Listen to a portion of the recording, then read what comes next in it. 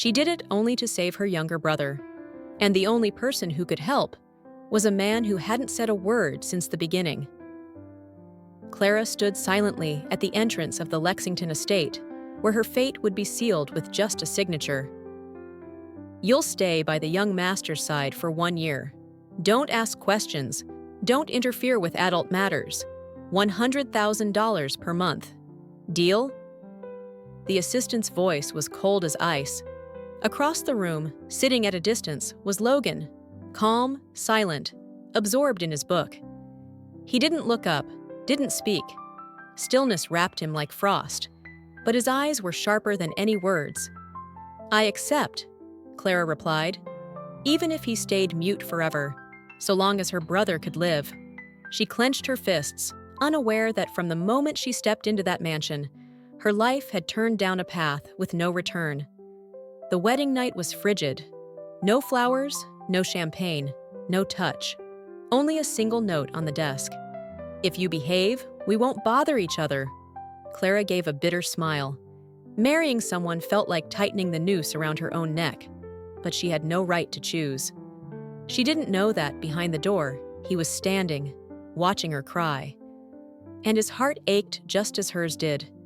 This marriage began without love, without even spoken words.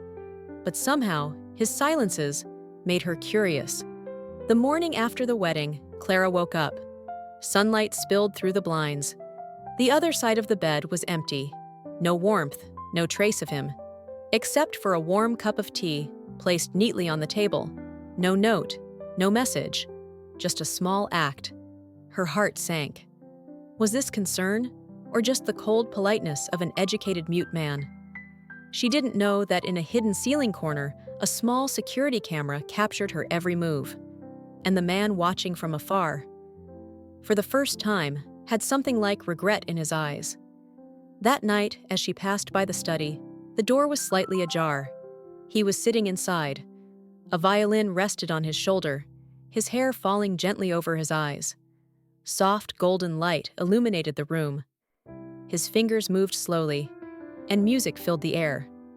Not silence, not emptiness, but a tender sound, as if his heart was crying, though his lips couldn't form the words. Clara stood frozen. If he couldn't speak, was this his way of telling her? What she didn't know was that this was the only piece he had ever played, for a woman. And that night, he dreamed of her crying, in the very room where she once swore she would never love him. By the third day of living together, Clara cooked dinner, her hometown recipes. When she served it, he stared silently, didn't lift his chopsticks, no reaction. She gave a forced laugh. "If you don't like it, I won't cook again." He quietly picked up a pen and wrote on paper, "I don't know what having a family feels like, but this feels warm." She froze. Just one sentence. From a man who never spoke. Revealed a heart she thought didn't exist. It was the first time he wrote down his feelings, and the first time her heart skipped a beat. For a man she thought was just a contract. That night, she walked back to her room. Rain tapped gently against the windowpane. It was cold outside, but something inside her was starting to melt. And outside, in the dark, he stood beneath the porch roof, looking up at her window, at her shadow behind the curtain. He touched his chest, said nothing. But his eyes said everything. He couldn't speak, but he was already in love. But in that moment, when he dove into the water and screamed my name, I knew I was wrong. It was a late afternoon. Clara wandered the estate garden just after calling the doctor. Her brother's condition had worsened. The medical costs had doubled. She sat quietly by the edge of the lake, eyes brimming, heart hollow. Nobody helps for free. No matter how much she sacrificed, it was never enough. The wind rose, leaves fell. She didn't notice. Her foot slipped on the edge, and she plunged into the icy lake. In that split second, she felt herself sinking into the dark. But just when it seemed like the end, a voice tore through the rain. It wasn't a hallucination. It wasn't the wind. It was a voice. His voice. Logan's voice. 3 seconds later, a figure crashed into the lake. He didn't hesitate. No second thoughts. No fear.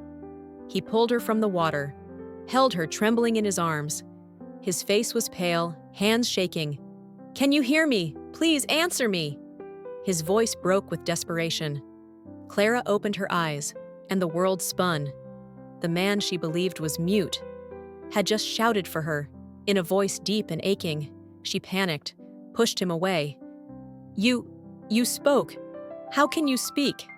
He stepped back, his face drained, like she had stripped him bare. His eyes darted away, and his lips pressed shut. Silent again. She burst into tears, not out of anger, but because she felt betrayed. "Why did you hide this from me? You knew what I was going through. Why lie to me?" He said nothing, just stood there, still as stone, as if he'd rather bear pain than speak the truth.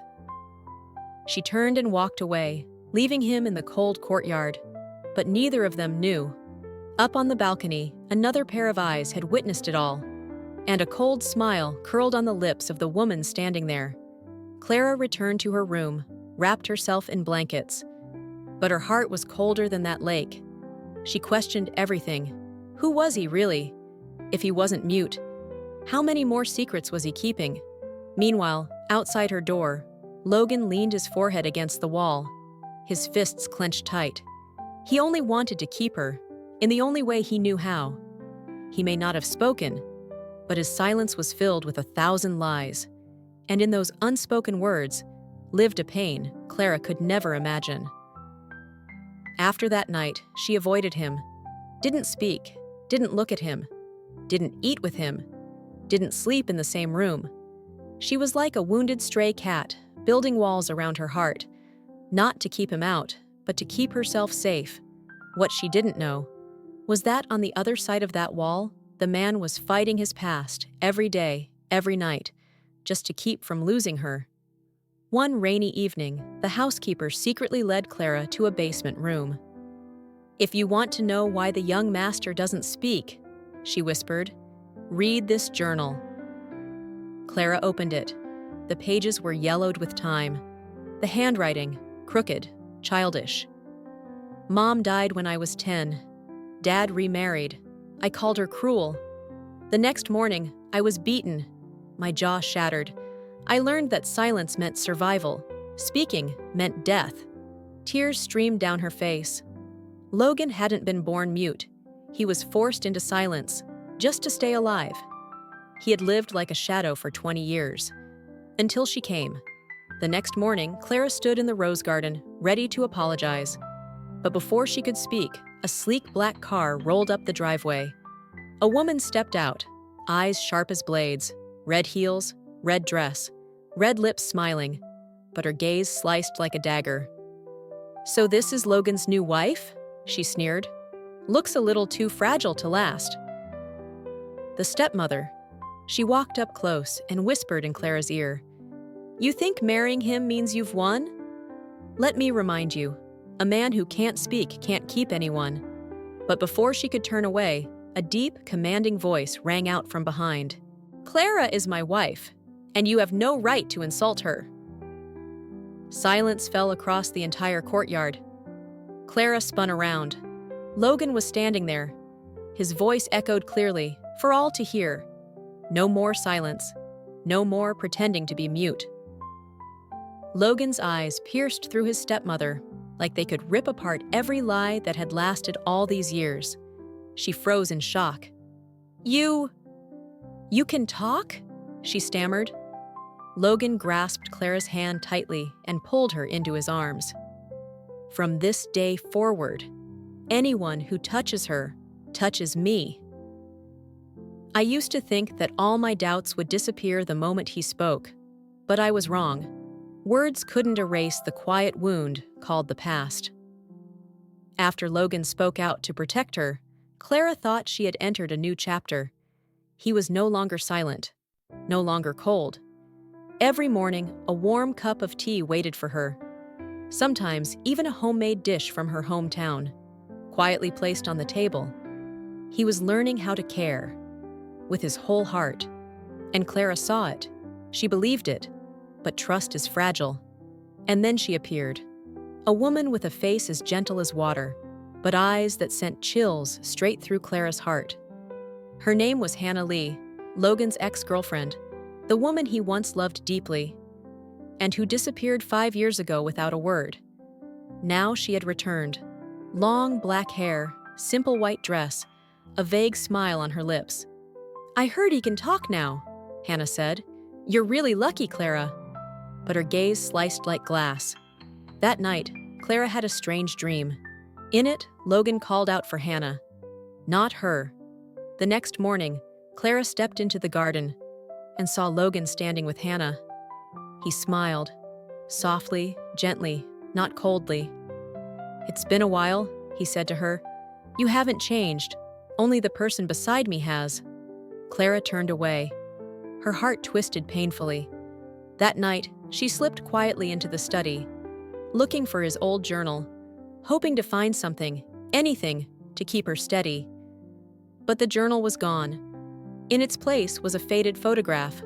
Logan and Hannah, hand in hand, in a fairy tale setting. On the back, in his handwriting, "The only person who ever made me speak was you." Her hands trembled. She didn't know who left the photo, the stepmother or Hannah herself.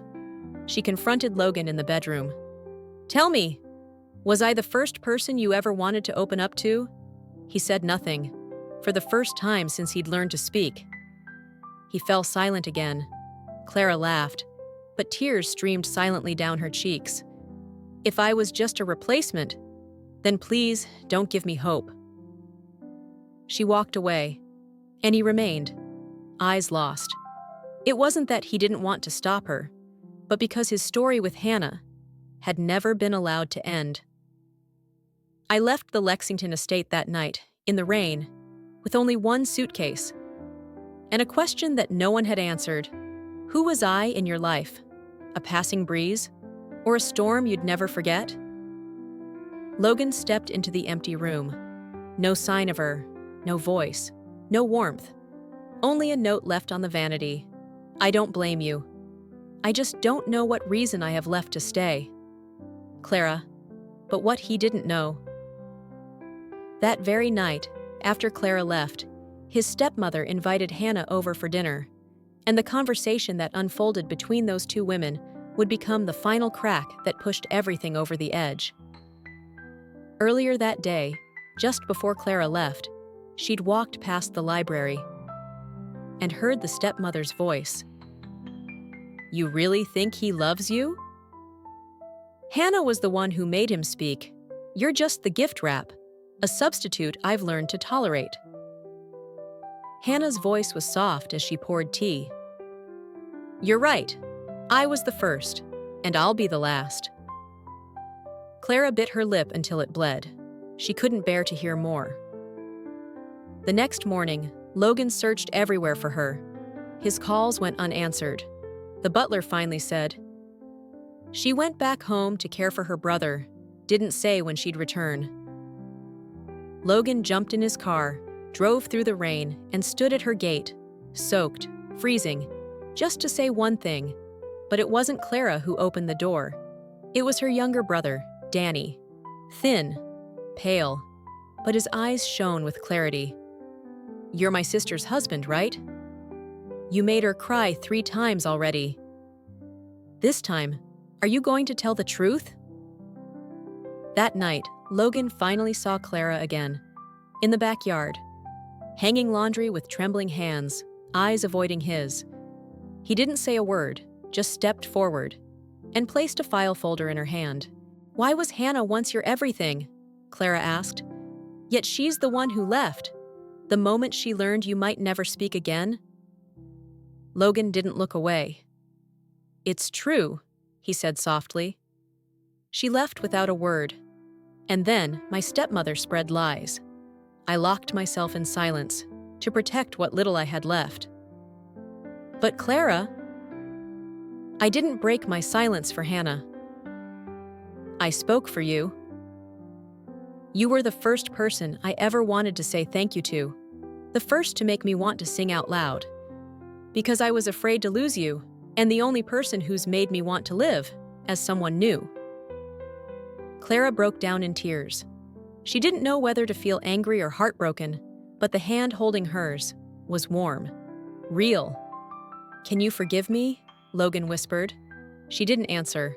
She simply leaned into his shoulder. For the first time, the silence between them was peaceful, not hiding lies, just love. Loving someone like Logan meant walking into a world of power, manipulation, and sacrifice. But what Clara didn't know was, what she was about to lose was not just him, but herself. Less than a week after returning to the Lexington estate, Clara found that Hannah had vanished. No notes, no goodbyes, nothing.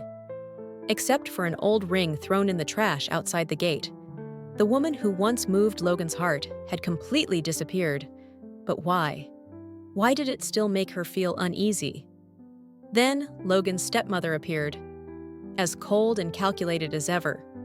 This time, she held a wedding contract. "The board has selected Logan's new bride, the heiress of the Lee family. The engagement ceremony is next week." Clara stood frozen. She turned to Logan, her eyes asking 1,000 silent questions. "What about me?" Logan squeezed her hand, tightly, then turned to his stepmother. "I won't marry anyone else but Clara, even if it means losing everything." His stepmother scoffed. "If you refuse, your shares will be frozen. You'll be erased from the company. Your name won't exist in the Lexington Group anymore." But what she didn't expect was that Logan had prepared for this moment. He pulled a small recorder from his jacket pocket, pressed play. Her own voice echoed in the room, giving orders to eliminate Hannah because she threatened to expose her scheme to manipulate stock prices. The entire boardroom erupted. Clara sat quietly in the corner, watching the man she loved, a man who had once spent his whole life in silence, now rise to his feet and take on his entire family. "I choose this woman," Logan declared, "the one who stood by me when I was mute, when I was weak, when I had nothing. If I lose the company for loving her, then I'll build again from the ground up, with her." Clara wept again, but this time not out of sorrow, because for once she knew. She was his choice, not a compromise. His stepmother was placed under investigation. Hannah was found safe and left the country for good. But the news of Logan breaking off the arranged marriage to the Lee heiress sent shockwaves across the business world. The media swarmed them. One burning question spread like wildfire. Now that Logan Lexington has nothing, will Clara still choose to be his wife? Clara smiled. She held his hand tightly. "Because you once gave up everything for me. Now it's my turn to give up the world just to hold on to you. I once chose you, Logan, against all odds. But if one day I have to choose between you and the only family I have left, I hope you'll understand my silence too." Everything seemed calm at last. Logan and Clara moved to a small house in the suburbs. No more corporate spotlight, no media glare, just birdsong in the morning, the sound of tea boiling, and the gentle way he looked at her each sunrise. "I never thought loving a man who'd lost everything," Clara whispered, "would feel like the beginning of everything." But then, the phone rang in the middle of the night. Clara jolted awake. It was the doctor. Her brother's condition had worsened. He needed a bone marrow transplant within 3 weeks, or he wouldn't survive. The surgery would cost $48,000, an impossible sum for 2 people cut off from their wealth. Their accounts had been frozen. Clara broke down in tears. "I'm sorry," she sobbed. "I can't save my brother, and I couldn't save your legacy either." Logan held her tight, said nothing. He just reached for a pen and wrote on paper, "If you choose to leave, I'll still be waiting." The next day, Clara disappeared. No message, no goodbye, only a letter left on the desk. "I had to give up the only thing I had left, myself." And the person Clara turned to was Jason Lee, her ex-fiancé, now the heir to a global financial empire, the man standing behind Lexington Corporation's biggest rival. Inside his downtown Manhattan office, Jason stood in front of her, his eyes sharp, guarded, but tinted with memory. "You came to me for money," he said coldly, "or to pick up where we were supposed to be. Before you walked away?" Clara blinked back tears. "I need $48,000 to save my brother's life. I'll do anything. Just name your condition." He chuckled. "Anything?" "Yes," she said. But instead of trapping her, Jason slid a check across the table. "I don't want your body," he said. "I just want him to know that when you had nothing, you still came back to me." Clara left with the check, her face pale, her lips bitten and bleeding, because the real pain wasn't the sacrifice. It was knowing that Logan might believe she had betrayed him. When she arrived home, Logan was already waiting. His eyes were red. He didn't ask questions. He simply held up a tabloid headline. "Logan Lexington's wife seen leaving Jason Lee's office, alone." Clara collapsed at his feet, tears pouring down. "I'm sorry, but I couldn't let my brother die. I didn't betray you. I just couldn't choose both." Logan didn't say a word. He stood, placed a paper bag in her hands. Inside, a transfer receipt to the hospital. Exactly $48,000. "You didn't need to trade yourself," he whispered. And for the first time, his voice trembled more than any scream ever could. "I was wrong. I thought I was strong. But I was just a selfish man wearing the mask of sacrifice." And Logan, the man who had once chosen silence to survive, was now speaking more than all the love poems Clara had ever read. "I should have been the one protecting you." But when he lay there later, his blood soaking the pillow, all I could do was shake and pray that he would wake up and forgive me. Just once more. 3 days after Clara left to care for her brother, the hospital called. The nurse's voice trembled. "Logan was attacked on the way home. He's in emergency surgery." Clara dropped everything. She ran through the rain to the hospital, not afraid of losing wealth or reputation, just him. 2 stab wounds to the chest, severe blood loss, emergency transfusion required, critical condition. Police believed it was a financial retaliation, a message from former board members who couldn't accept Logan walking away from power without a price. Clara collapsed into the waiting chair, gripping his blood-stained shirt. "I should have been with you. You didn't deserve to carry this alone." Just then, someone stepped into the hallway behind her. Jason Lee, a bouquet of white flowers in his hand, his face expressionless. "If I told you I still want to marry you," he said, "would you walk away from a man who's dying to live like a normal person again?" Clara looked up, eyes swollen, lips pressed tight. "If he lives, I stay. If he dies, there won't be a heart left for anyone else to hold." The surgery lasted 5 hours. Clara didn't eat, didn't move, just prayed. If she had only one wish, it wouldn't be wealth or peace or forgiveness. Just to hear him say her name, once more. Finally, the operating room light went off. The surgeon stepped out. "He made it," he said, "but the damage to his vocal cords was extensive. There's a high chance he may never speak again. A man who once chose silence to survive, now stripped of speech, because he loved." Clara rushed into the recovery room. Logan opened his eyes, clouded, weak. She took his hand, pressed it to her cheek. "It's me," she whispered. "The crazy woman who kept feeding you soup, who cried after every fight, who left without a word once. It's still me." He parted his lips, but no sound came out. Only a single tear fell down his hollow cheek. She wrapped her arms around him. "This time," she whispered, "it's my turn to protect you.